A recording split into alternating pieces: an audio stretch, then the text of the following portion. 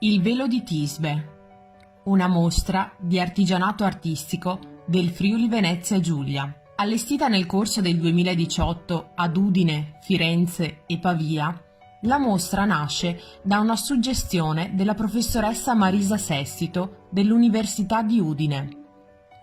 Il tema è lo struggente amore di Piramo e Tisbe, raccontato nel quarto libro delle Metamorfosi di Ovidio.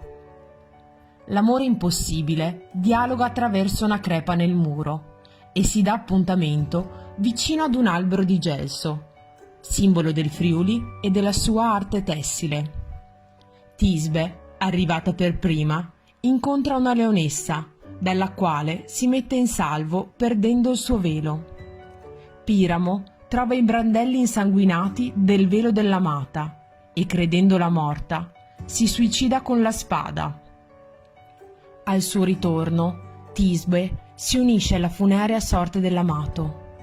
Gli dei, commossi dal loro amore, trasformano i frutti del gelso in color rosso vermiglio. Shakespeare è affascinato da questa storia. Ad essa si ispira nella trama di Giulietta e Romeo e nel sogno di una notte di mezza estate, in cui la mise en abîme dello spettacolo nello spettacolo trasforma la goffa versione della tragedia in un'atmosfera comica. La vicenda è ambientata ad Atene, durante le nozze tra Teseo e la regina delle Amazzoni Ippolita. La storia di Piramo e Tisbe viene messa in scena da un operoso gruppo di artigiani per festeggiare la loro unione. È notte. La luna rischiara il bosco.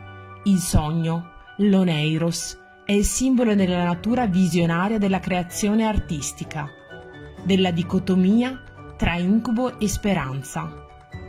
È la maschera, la regina del teatro, simbolo della dualità tra soggetto e personaggio.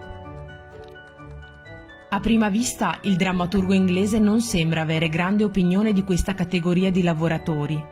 Li fa partire dal basso, bottom.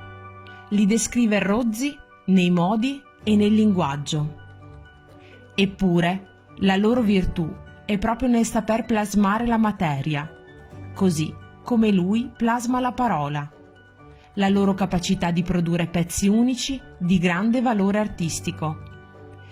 Nelle loro opere non c'è solo la ricerca del bello, ma anche la conoscenza e la tradizione di un mestiere che arricchisce la nostra cultura di quei valori che tutto il mondo ci invidia.